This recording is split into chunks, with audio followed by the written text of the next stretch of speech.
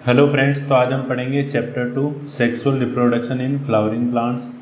तो जो flowering plants हैं उनमें सेक्सुअल रिप्रोडक्शन कैसे होता है, तो इसको हम पूरा डिटेल में पढ़ेंगे।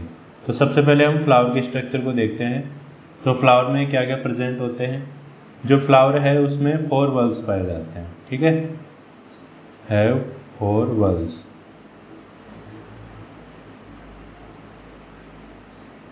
है ना। कौन कौन से बल्ब्स पाए जाते हैं इसमें? Calyx, Corolla, androecium and gynoecium.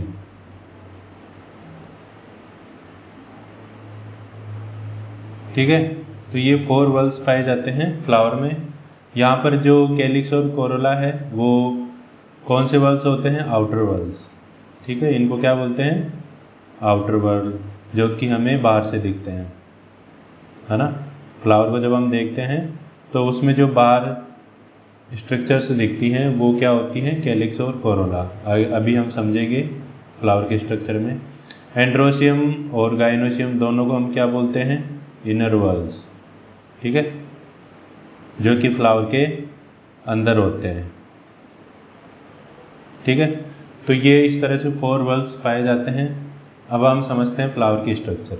अब सबसे बाहर जो फ्लावर में हमें कलरफुल पार्ट दिखता है, उस कलरफुल पार्ट में उसको क्या बोलते हैं? पेटल। ठीक है,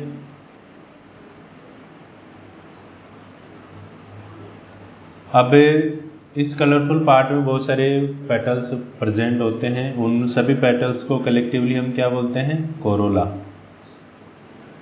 ठीक है, और इसके अलावा लीफ लाइक स्ट्रक्चर्स दिखती हैं नीचे सेम पेटल की तरह, तो इनको हम क्या बोलते हैं? हर लीफ लाइक स्ट्रक्चर को सेपल। ठीक है, और सभी सेपल्स को कलेक्टिवली क्या बोला जाता है? कैलिक्स, है ना। तो ये हुए अपने कोरोला और कैलिक्स। अब सेपल के नीचे एक फूला हुआ भाग होता है, उस फूले हुए भाग को हम क्या बोलते हैं? थैलेमस। थैलेमस या रिसेप्टाकल।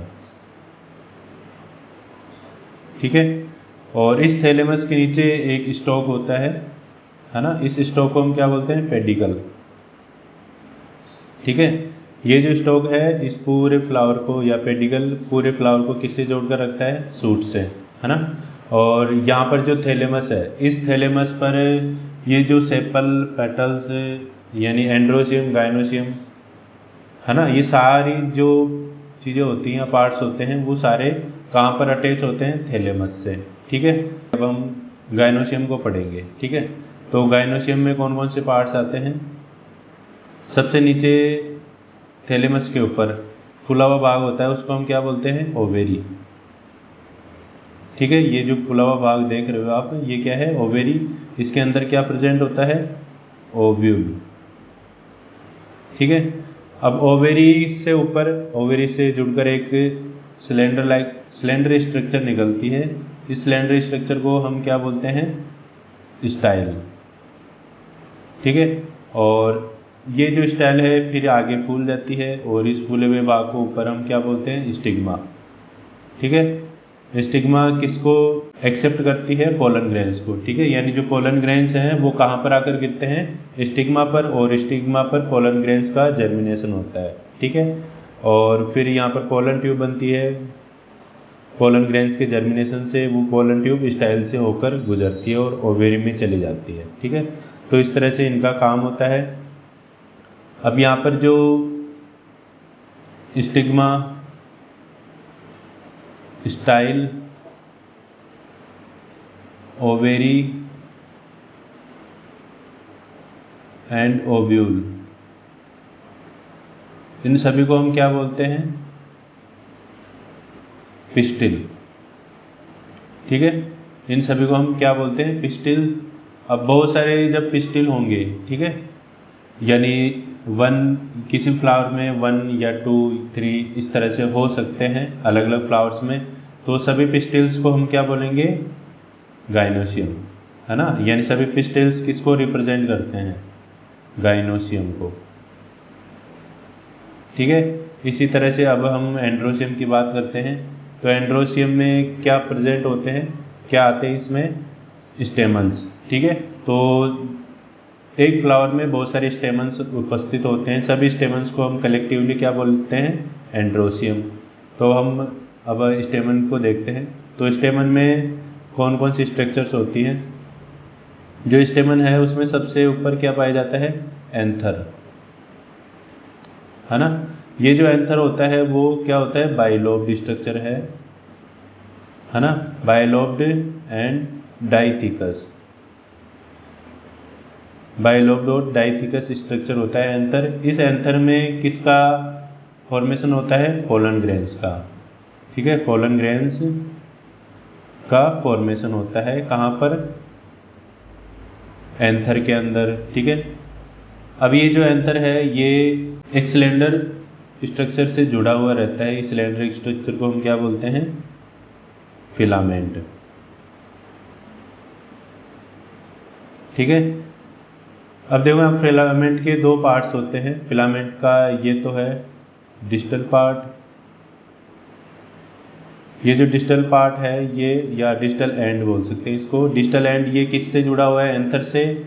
और इसका जो प्रोक्सिमल एंड है फिलामेंट का, प्रोक्सिमल एंड, ये किससे जुड़ा हुआ है, पेटल से या थैलेमस से। ठीक है, तो इस तरह से जो एंथर और फिलामेंट दोनों मिलकर किसका फॉर्मेशन करते हैं, स्टेमन का। और बहुत सारे स्टेमन से किसको रिप्रेजेंट करते हैं, एंड्रोसियम को। ठीक है, तो ये ध्यान रखना है यहाँ पर। तो ये हुई अपनी फ्लावर की स्ट्रक्चर। अब इसके बाद हम देखते हैं प्री फर्टिलाइजेशन। फर्टिलाइजेशन से पहले क्या क्या होता है, तो उसमें जो स्ट्रक्चर्स आती हैं और जो भी इवेंट्स होते हैं वो सब हम पढ़ेंगे प्री फर्टिलाइजेशन में। ठीक है, तो सबसे पहले हम फॉर्मेशन ऑफ फ्लावर, फ्लावर का फॉर्मेशन देखते हैं। फ्लावर का फॉर्मेशन या निर्माण कैसे होता है, कैसे फ्लावर बनता है सूट पर। ठीक है, तो जो सूट है उसमें सबसे ऊपर क्या पाया जाता है, एक टिश्यू पाया जाता है जिसको हम क्या बोलते हैं, सूट एपिकल मेरिस्टेम। ठीक है, ये जो सूट एपिकल मेरिस्टेम है इसमें कुछ हार्मोनल एंड स्ट्रक्चरल चेंजेस होते हैं जिसकी वजह से किसका निर्माण होता है, फ्लोरल प्राइमोर्डिया का। ठीक है, अब क्या बन गया अपने पास, फ्लोरल प्राइमोर्डिया। ठीक है, अब ये जो फ्लोरल प्राइमोर्डिया है ये किसका फॉर्मेशन करेगा, फ्लोरल बर्ड का। ठीक है, ये अब किसका फॉर्मेशन हो गया, फ्लोरल बर्ड का। तो इस तरह से जो सूट है उसमें बहुत सारी फ्लोरल बड का फॉर्मेशन हो जाता है, पूरा एक इनफ्लोरेसेंस का निर्माण हो जाता है। ठीक है, अब ये फ्लोरल बड आगे फिर डेवलप होती है। ठीक है, और किसका निर्माण करती है, पूरे फ्लावर का, जिसमें कैलिक्स, कोरोला, एंड्रोसियम और गाइनोसियम सभी प्रेजेंट होते हैं। ठीक है, तो इस तरह से फ्लावर का फॉर्मेशन होता है। ठीक है, अब हम आगे बात करते हैं स्टेमन, माइक्रोस्पोरेंजिया और पोलन ग्रेन। तो सबसे पहले हम स्टेमन की बात करते हैं, स्टेमन में क्या क्या आते हैं। ठीक है, तो स्टेमन में सबसे ऊपर क्या प्रेजेंट होता है, एंथर। ठीक है, ये जो एंथर है वो कैसी स्ट्रक्चर होती है, बाइलोब्ड और डाइथिकस। ठीक है, एंथर बाइलोब्ड, यानी जो एंथर होता है अगर उसको हम देखते हैं तो इस तरह से 2 लोब्स दिखती है हमें।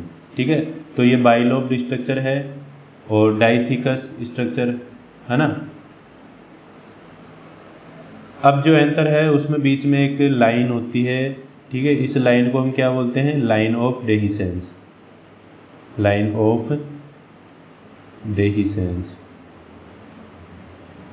लाइन ऑफ डेहिसेंस यानी डेहिसेंस का मतलब क्या है, ये जो लाइन है इसी लाइन से जो एंथर है वो फट जाता है और पोलन ग्रेन्स हवा में रिलीज हो जाते हैं। ठीक है, और इसके नीचे एक सिलेंडर स्ट्रक्चर होती है, इसको हम क्या बोलते हैं, फिलामेंट, है ना।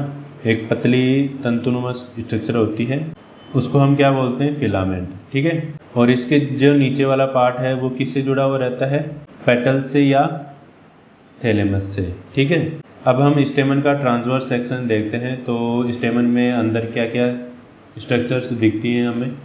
तो जो स्टेमन है, पहली बात तो ये बाइलोब्ड स्ट्रक्चर होता है, इस तरह से दो लॉब्स इसमें प्रेजेंट होती हैं, ठीक है, ये दो लॉब्स इसमें प्रेजेंट है, तो बाइलोब्ड, ठीक है। और अब ये जो दो लॉब्स हैं, यानी हर लॉब में अब दो थीका प्रेजेंट होते हैं, ठीक है, टू थीका प्रेजेंट होते हैं, ठीक है। इसलिए हम जो एंथर है उसको हम क्या बोलते हैं, डाइथीकस,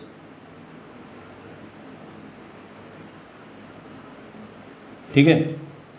और बीच में दोनों जो लॉब्स होती हैं उनके बीच में यहाँ पर क्या पाया जाता है, कनेक्टिव पाया जाता है, ठीक है। ये जो कनेक्टिव है ये स्टेराइलिटी से होता है, इसका रिप्रोडक्शन में कोई योगदान नहीं होता है, केवल ये दोनों लॉब्स को जोड़कर रखने का काम करता है, ठीक है। अगर हम बाहर की तरफ देखते हैं तो बाहर वही जो लाइन ऑफ डेहिसेंस है वो पाई जाती है, लाइन ऑफ डेहिसेंस, ठीक है। और नीचे क्या पाया जाता है इसमें, फिलामेंट, ठीक है, जो एक प्रकार की क्या है, स्टॉक, है ना। अब ये जो टू थीका है इसमें किसका फॉर्मेशन हो रहा है, यहाँ पर अंदर पोलन ग्रेन्स का, ठीक है। यानी जो टू थीका है, यानी थीका है उसमें क्या प्रेजेंट होते हैं, माइक्रोस्पोरेंजिया, है ना। और माइक्रोस्पोरेंजिया फिर आगे किसका फॉर्मेशन करते हैं, पोलन सैक का, ठीक है। अब हम देखते हैं माइक्रोस्पोरेंजियम। तो जो माइक्रोस्पोरेंजियम है वो एंथर में स्फेरिकल स्ट्रक्चर होती है, जो कि किसका फॉर्मेशन जिसमें किसका फॉर्मेशन होता है, पोलन ग्रेन्स का, ठीक है। ये जो आप स्ट्रक्चर देख रहे हो यहाँ पर, ये इसको हम क्या बोलते हैं, माइक्रोस्पोरेंजियम। इस तरह से जो एंथर है उसमें कितने माइक्रोस्पोरेंजियम पाए जाते हैं, 4, ठीक है। तो एंथर हैव 4 माइक्रोस्पोरेंजिया,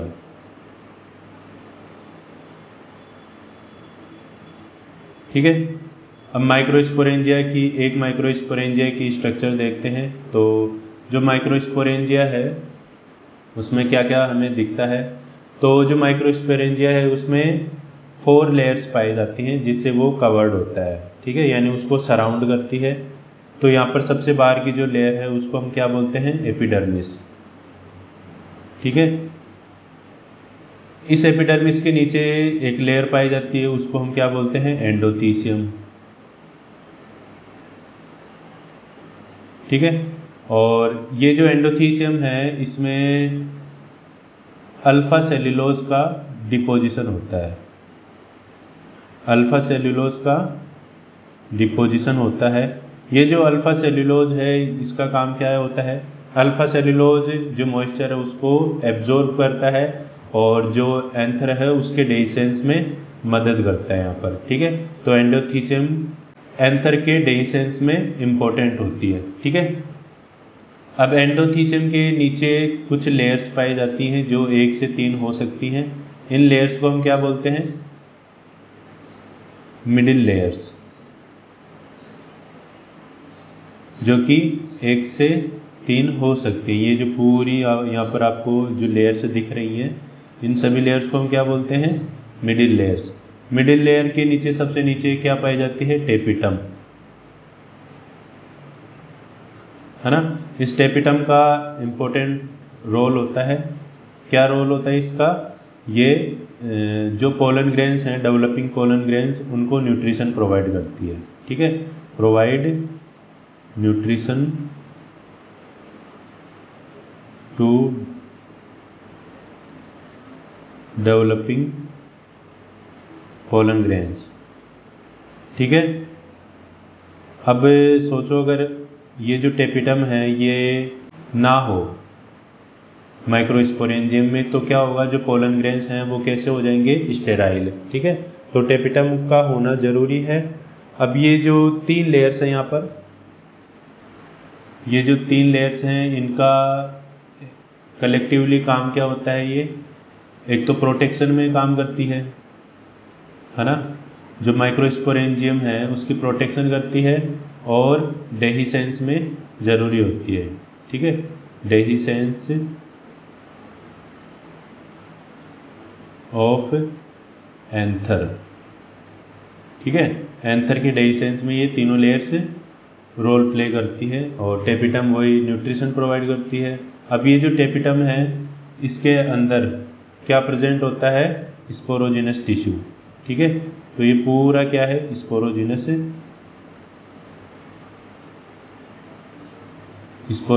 टिश्यू। ये जो स्पोरोजिनस टिश्यू है ये फिर डेवलप होकर, इसकी जो सेल्स हैं वो डेवलप होकर किसका फॉर्मेशन करती है, पोलन ग्रेन्स का, है ना। यानी इनमें क्या होगा, मियोसिस होगा, है ना। और मियोसिस से स्पोरोजिनस टिश्यू की जो हर सेल है वो पोलन ग्रेन्स का फॉर्मेशन करेगी।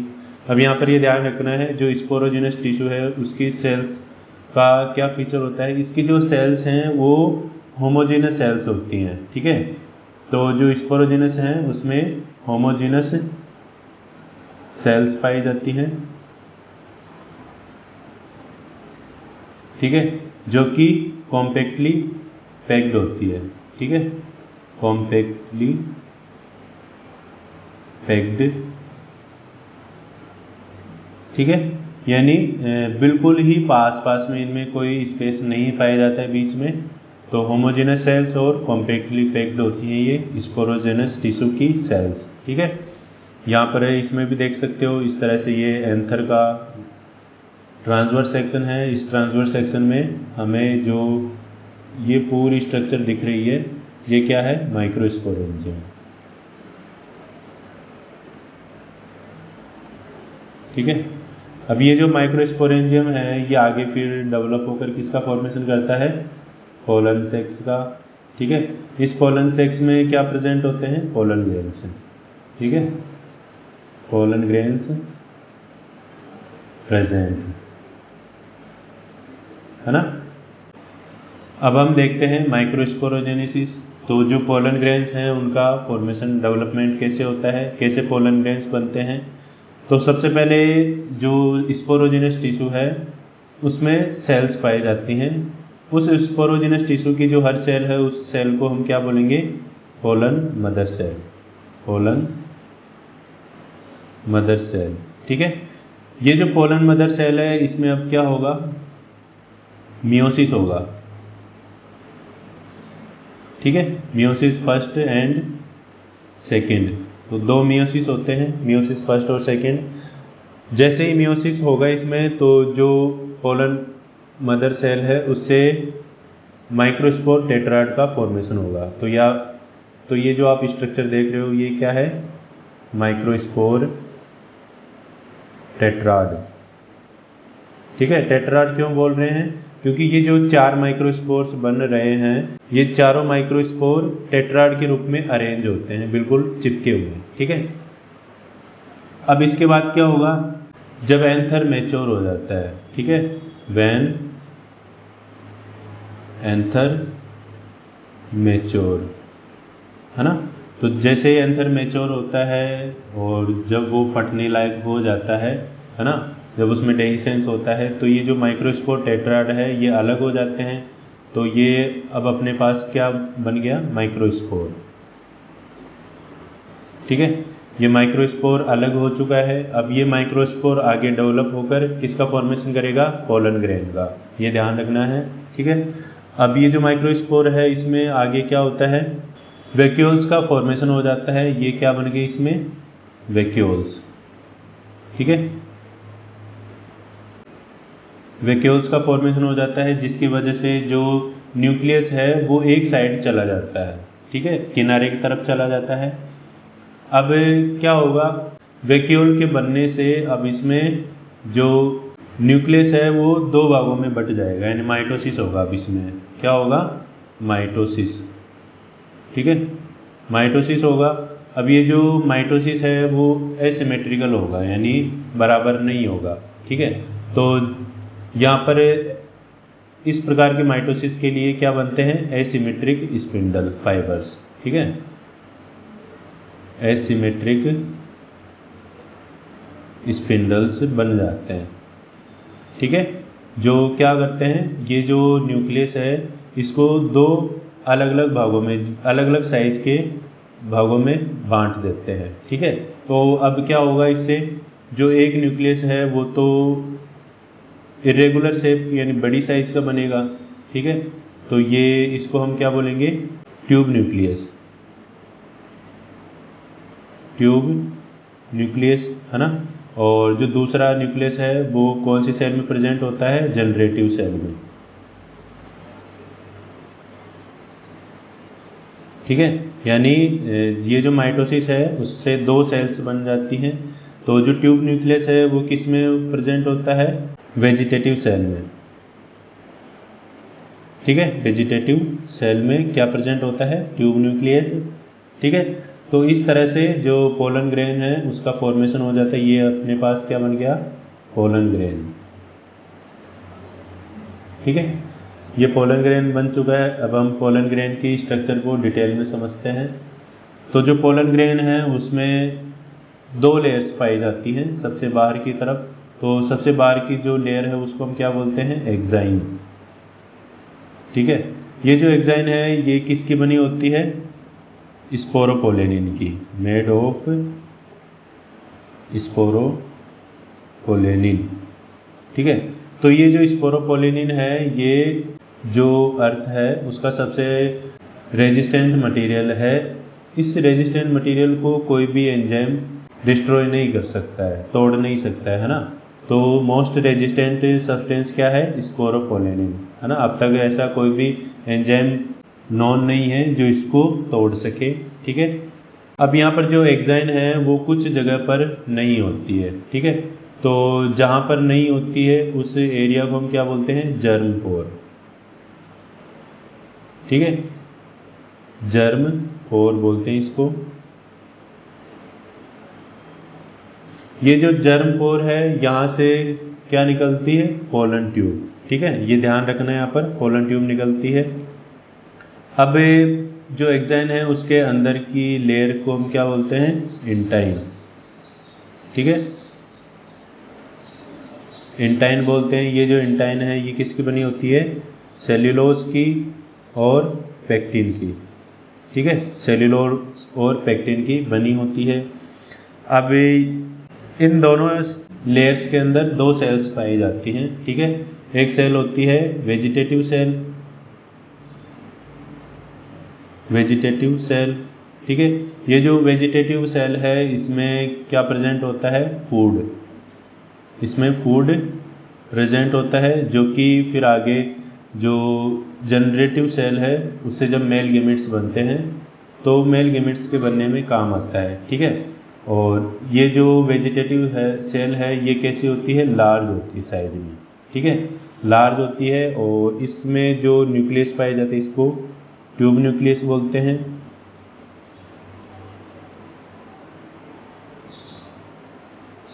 ठीक है। ये जो ट्यूब न्यूक्लियस है इस न्यूक्लियस को ट्यूब न्यूक्लियस क्यों बोलते हैं, यानी जब पोलन ट्यूब का फॉर्मेशन होता है तो पोलन ट्यूब में, जैसे ये पोलन ट्यूब का फॉर्मेशन हो गया तो इस पोलन ट्यूब में ये आगे आगे चलता है, ठीक है। तो इसको हम क्या बोलते हैं, ट्यूब न्यूक्लियस बोलते हैं, ठीक है। अब इसके बाद दूसरी सेल होती है जनरेटिव सेल, ठीक है। जनरेटिव सेल होती है। ये जो जनरेटिव सेल है ये आगे डिवाइड होकर यानी माइटोसिस होगा इसमें, और माइटोसिस से किसका फॉर्मेशन करेगी, मेल गैमेट्स का, ठीक है। मेल गैमेट्स का फॉर्मेशन करती है। जनरेटिव सेल की जो स्ट्रक्चर यानी शेप है वो कैसी होती है, स्पिंडल शेप, है ना, स्पिंडल शेप की होती है। स्पिंडल शेप कैसी, इस तरह से, है ना, इस तरह से ये दिखती है। और इसके अलावा इसमें क्या पाया जाता है, डेंस साइटोप्लाज्म होता है, डेंस साइटोप्लाज्म, जिसकी वजह से जो इसकी साइज है वो छोटी हो जाती है ना। और न्यूक्लियस इसमें पाया जाता है, ठीक है। अब यहाँ पर जो पोलन ग्रेन बन रहा है वो किसको शो करता है, मेल गेमिटोफाइट को, मेल गेमिटोफाइट को रिप्रेजेंट करता है, ठीक है। मेल गेमिटोफाइट का मतलब क्या है, यानी ये जो पोलन ग्रेन है ये आगे फिर किसका फॉर्मेशन करेगा, गेमिट्स का, ठीक है। तो पोलन ग्रेन को हम क्या बोलते हैं, मेल गेमिटोफाइट, ठीक है। तो ये हुई अपनी पोलन ग्रेन की स्ट्रक्चर। अब हम देखते हैं पोलन ग्रेन्स विएबिलिटी। तो जो पोलन ग्रेन्स हैं जब वो एंथर से रिलीज होते हैं तो वो कितने समय बाद नष्ट हो जाते हैं, यानी डीनेचर हो जाते हैं। तो जो राइस और व्हीट होता है उसमें जो पोलन ग्रेन्स बनते हैं उनकी विएबिलिटी कितनी होती है, 30 मिनट्स। यानी जैसे वो एंथर से रिलीज होते हैं तो 30 मिनट्स के बाद वो डीनेचर हो जाते हैं, यानी नॉन फर्टाइल, इनफर्टाइल हो जाते हैं। ठीक है, अब वो काम के नहीं होते हैं। और कुछ मेंबर्स होते हैं जैसे रोजेजी, लेग्यूमिनेसी और सोलेनेसी। इन फैमिली के जो प्लांट्स हैं उन प्लांट्स में जो पोलन ग्रेन्स बनते हैं वो कुछ महीनों तक विएबिलिटी रखते हैं। ठीक है, कुछ महीनों तक वो नष्ट नहीं होते, डीनेचर नहीं होते हैं। ठीक है, तो ये हुई पोलन ग्रेन्स की विएबिलिटी। अब जो पोलन ग्रेन्स हैं उनको हम स्टोर कर सकते हैं लंबे समय तक। ठीक है, तो उनको स्टोर करने के लिए हमें क्या चाहिए होती है, लिक्विड नाइट्रोजन। ठीक है, उस लिक्विड नाइट्रोजन का टेम्परेचर कितना होगा, -196 डिग्री सेल्सियस। ठीक है, तो ये टेम्परेचर होता है जिस पर हम पोलन ग्रेन्स को स्टोर कर सकते हैं। जैसे सीमन को और सीड्स को स्टोर किया जाता है लिक्विड नाइट्रोजन में, उसी तरह से हम पोलन ग्रेन्स को स्टोर कर सकते हैं और जो स्पीसीज हैं उनको हम नष्ट होने से बचा सकते हैं। ठीक है, और आने वाले समय में हम इनको काम में ले सकते हैं। अब जो पोलन ग्रेन्स हैं उनसे एलर्जीज होती हैं। ठीक है, तो एलर्जी होती है तो कुछ रेस्पिरेटरी डिसऑर्डर्स ये पैदा करते हैं एलर्जी के द्वारा। कौन कौन से रेस्पिरेटरी डिसऑर्डर पैदा करते हैं, जैसे अस्थमा, है ना, और ब्रोंकाइटिस। तो ये कुछ रेस्पिरेटरी डिसऑर्डर्स हैं जो पोलन ग्रेन की एलर्जी के द्वारा प्रोड्यूस हो जाते हैं। ठीक है, तो यहाँ पर एक प्लांट है पार्थेनम। ठीक है, इस पार्थेनम को हम क्या बोलते हैं, और कैरेट ग्रास। ठीक है, तो ये जो पार्थेनम है, ये पार्थेनम जब विदेशों से व्हीट को इंपोर्ट किया गया, गेहूं को इंपोर्ट किया गया, तो उसके साथ इसके बीज आ गए, है ना, तो इंडिया में आ गया। अब इंडिया में इसके जो पोलन ग्रेन्स हैं, है ना, इसके जो पोलन ग्रेन्स हैं वो क्या कोज करते हैं, एलर्जी। ठीक है, ये एलर्जी कोज करते हैं। ठीक है, आप देखो जो पोलन ग्रेन्स हैं उसको यूज़ भी किया जाता है फूड सप्लीमेंट के रूप में, है ना। तो फूड सप्लीमेंट के रूप में कैसे यूज़ किया जाता है, तो इसकी मार्केट में पोलन टेबलेट्स आती हैं। ठीक है, और सिरप्स आते हैं जिसका यूज़ कौन करता है, एथलीट करते हैं और रेस हॉर्सेस को इनको दिया जाता है। ठीक है, तो क्या क्लेम किया गया है कि ये जो पोलन ग्रेन्स हैं या इनकी जो टेबलेट्स और सिरप्स हैं ये एथलीट्स और रेस हॉर्सेस की जो परफॉर्मेंस है उसको इंक्रीज करते हैं। ठीक है, तो इस वजह से जो पोलन ग्रेन्स हैं उनको यूज़ किया जाता है। ठीक है, तो ये अपने टॉपिक्स कंप्लीट होते हैं। अब नेक्स्ट जो टॉपिक्स हैं वो हम अगले वीडियो में देखेंगे। तो मिलते हैं नेक्स्ट वीडियो में। Thank you.